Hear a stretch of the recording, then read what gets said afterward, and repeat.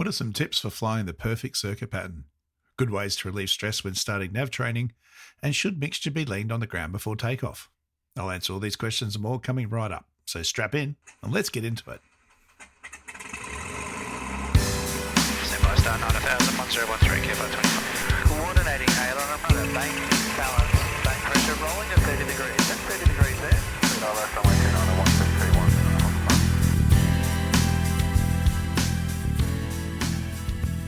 G'day everyone and welcome to episode 71 of the Flight Training Australia podcast, a podcast all about flight training and flying in Australia and beyond. I'm your host, Trent Robinson. Thank you for joining me. From wherever you are in the world, I've had some messages from international locations in the last couple of weeks, including Sergio from Brazil, who's shortly heading across to Queensland to convert his license and have a taste of flying in Australia. So wherever you are in the world, wherever you are in Australia, thank you for tuning in and listening in.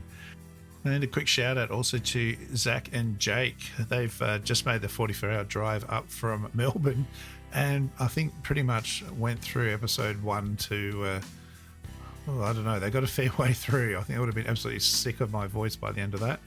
But yeah, they caught up with them the other day and they loved the podcast and were really grateful for all the info. So thanks, guys. I'm glad I helped you get through the drive. And I know some others of you that have done the drive as well have listened to a lot of it as well, getting through the long journey. So good on you all. I've got some messages from February. I did a Ask Me Anything sort of question, and there's a few that I didn't get through. So I wanted to get onto those today and have a bit of a mixed bag. And the first one is from Cessna 152 PP, and said, I love your guys' names, they're great. So Cessna 152 PP says they just love some tips for flying the perfect circuit pattern. And a really good question. I'm currently doing a grade 3 training endorsement and some other instrument and design feature class rating training endorsements for those looking for doing Part 119 check and training. And part of that process, obviously, we're talking about the circuit pattern a lot and for a lot of different aircraft.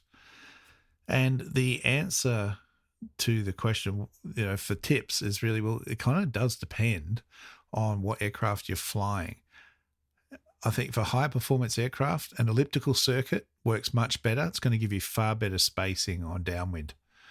Whereas slower aircraft, like your common initial training aircraft, they're going to want a rectangle pattern with a nice squared off crosswind. So that would be the first thing to do, is maneuver the aircraft to get into a good downwind position. How far out? It's all a judgment call. It's usually about a third of the way down the wing strut or a third of the way into your wing if it's a low wing aircraft. That's the ideal sort of a beam parallel spacing that you're looking for. But you get that wrong and everything else really goes to pot. So the biggest thing is, to fly a good landing, you need a good final approach. To get a good final approach, you need a good base leg. To get a good base leg, you need a good downwind leg. Now, that's assuming you're even flying a normal circuit. If you're going to then stretch that out to join on base or long final later on when you're doing your nav training and beyond, well, you've then got to picture everything a little bit differently and learn how to visualize what the final approach should look like from 1,000 feet or 1,500 feet. And that's a bit of an art later on for doing visual approaches. But we'll stick with the standard circuit pattern for now. The next thing would be, when flying a square circuit, is when to turn downwind from crosswind. And a lot of schools will teach you to turn at 45 degrees. Now, that works okay for the base leg, but the final leg, you could be any distance from the runway on upwind before you actually turn crosswind. Depending on how quickly you reach your crosswind turning height, if that's going to be 600 feet, if you've light, not much fuel, maybe even just yourself on board, you're going to get to that altitude very quickly. Whereas if you're full of fuel and maybe you got your instructor on board or somebody else with you, you're probably not going to reach it till further out. So you can imagine then your 45-degree line, you're going to be hitting that at all different points along that line, which is going to prompt you to turn further and further out, which is going to throw you off. So the downwind turn very much is a judgment call kind of position, unfortunately. It's something you're going to get used to and learn what looks right. And then obviously once we pass a beam the runway and the runway starts intersecting your wing section, be it the wing strut or the wing itself, it's then that you'll be able to really confirm that you're in the right spot. After that, we want to be configured nicely for base. Now, again, all different aircraft, I'm not going to go into specific patterns, but power plus attitude plus configuration equals performance. So just remember that. Set the power setting you want, hold the nose attitude level until the airspeed starts to wash off, set your flap, and then set your descent attitude and trim for the speed that you're looking for. You should be able to take your hands off the controls and it will just stay there. If the nose drops, you haven't got the trim right. If you're not coming down, maybe you've got a little bit too much power as well. All right, so get that power attitude configuration just right and the aircraft will come down nicely. Now, as far as turning final goes, again, we want to be established at a particular height. So most people will do a 700-foot commencement of the turn or 600 feet to be established on final by 500 feet. All right. So if you're going to do that, you need to be able to visualize the runway center line and extend it all the way out in front of you and have a bit of an idea of where you're trying to hit that target so that you can start at 600 feet and then be established on final, wings level by 500 feet and on a nice aspect, nice profile. So you're not too high, not too low. That way, we're good to just go our final stage of flap, lower the nose just a little bit more, maybe knock a little bit more power off to reach our final approach speed. And if you can just get that right and get that balanced, it will just make your flying so much easier. The runway will stay in the perfect spot in the windscreen. It's not going to be moving up and down or left or right, hopefully, wind aside. And it's just going to get bigger in the windscreen until you reach your round out flare altitude. All right. So there's some tips, hopefully, to help with flying the perfect circuit pattern. I hope that gives you a hand, Cessna 152 PP. I'm assuming that that's what you're flying still. All right. Stu the Farmer has reached out before and he sent another good question, which is some good ways to relieve stress when starting navigation training. Really good question, and I think the thing I'll always keep coming back to is prior preparation prevents poor performance. The more organised you can be, the better. If you've got a morning navigation exercise to start with, you need to get up early. You need to have your flight plan done. You can usually have the flight route all laid out, your charts all drawn up and all that the day before, a couple of days before. It's not a flight test sort of scenario. You should have the flight route accessible to you. So you can have all that planned. You can have all your tracks and distances and all that laid out, all measured. So all you need to do in the morning, once the weather is out, is to calculate your tracks and calculate your headings and your ground speeds, your fuel and all that sort of stuff, and just tidy up your flight plan. So having that skeleton format diagram of your flight plans all done out, your charts all drawn out, will make life a hell of a lot easier. The weather, obviously have your air services logins all sorted out. Make sure your iPad, your phone, your computer at home, whatever, has your current air services login and password, because there's nothing worse than having to try and get that sorted out. If you do lose your NAPES password, it's very easy. Just jump on the NAPES website and there'll be a link or a phone number to Air Services Australia that you can call, and they'll be able to sort it out for you straight away.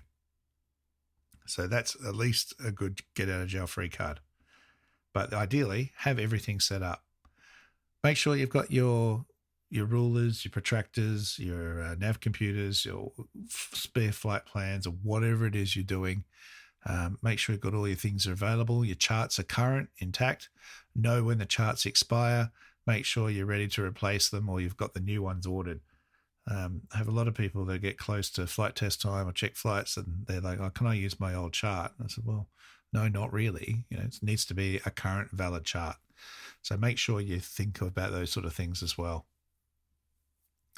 As far as on the navigation exercise itself, just take it easy. It is true that in the beginning, it would be much quicker to drive. The amount of time it seems to take to get flight plans done and all that stuff and get going seems to take forever, but eventually it will come second nature and a very quick and simple process for you. So you won't have to think about it quite so hard. But as with anything when you're learning, it does seem a bit overwhelming. But follow your checklist, whether you're doing clear off or whatever mnemonic you're using or being taught. Follow the process. If you start getting a bit panicked and a bit lost, the natural tendency is to start floundering and jumping around all over the place, start assuming things, making the local scenery fit to where you think you are, which means then you're lost and only makes matters worse. So try not to do that to yourself. Follow the process. It will guide you as to where you are. It will get you unstuck and, keep you moving. Whilst we're talking about charts and things, I'd be really interested to know how many of you in flight schools are allowed to use your iPads for Osram, Plan, whatever. Now 4 flights just come out. Does your school let you use your iPad in your navigation training, or are they insistent on charts only? I'll be very interested to hear some of your points of view there. So, get in touch with me and let me know. All right, Stu, hope that one helps, mate, and hope the nav training's going well for you. All right, finally, Daltano. Should we lean the mixture on the ground before takeoff? It's a really good question, and there's a lot of different viewpoints on this one as well, such as we don't lean below 3,000 feet or 5,000 feet. So if that's the case, I guess that means we don't lean on taxi either. Now, leaning on taxi, especially in high density areas, is always beneficial. It can help the engine run smoother, and you'll hear it. If you bring the mixture back, you'll reach that nice little spot where you pick up another 100, 200 RPM, which usually indicates it's running too rich and it's not too happy. Now that we've got low lead fuel, it's not as big an issue, but certainly when I was doing my training, we were fully leaded avgas, and it was very common to get a lot of plug fouling. I hardly see plug fouls at all anymore, but certainly back in the day, it was a very common thing. They usually wouldn't last the weekend, and we'd have to change plugs all the time on weekends when the maintenance crew were away. So there's definitely smoother running. You'll hear it on a climb. Not at all a problem to some aircraft to lean back. You certainly don't go right to the peak EGT in a climb. You're going to damage the engine running it too lean, but some aeroplanes can. Ultimately, every aircraft has a particular engine type in it, and that engine type will come with manufacturer recommendations.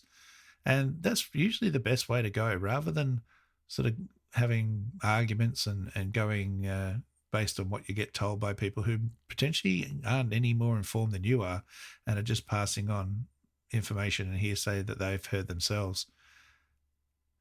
Look up the recommendations, talk to the lamies, and see what they reckon as well. Again, opinions get divided on this, and again, love to hear what your thoughts are on it as well. But generally, I find you can lean it. You can pull the mixture lever right back until it starts to run a little bit rougher, then just squeeze it in. You can't really over lean it on the ground, but you definitely want to make sure then you've got your mixture rich for takeoff, unless you're doing a particularly high density altitude takeoff.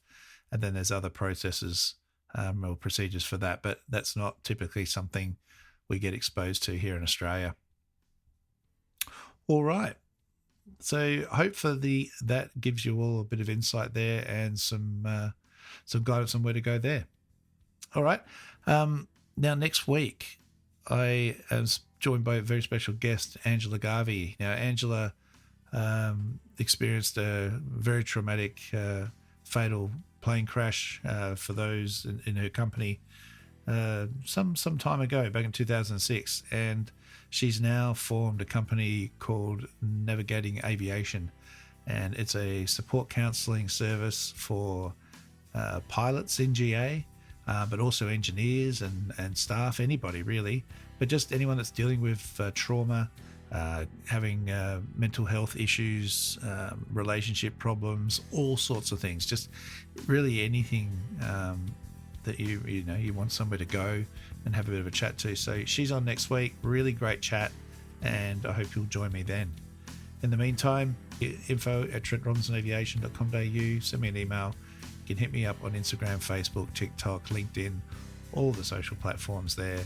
Love to hear your comments, love all the feedback you guys do for the stories and the posts that I put out. So please keep all that coming. All right, until next time, remember the golden rule: aviate, navigate, communicate. Cheers, everyone. See you soon.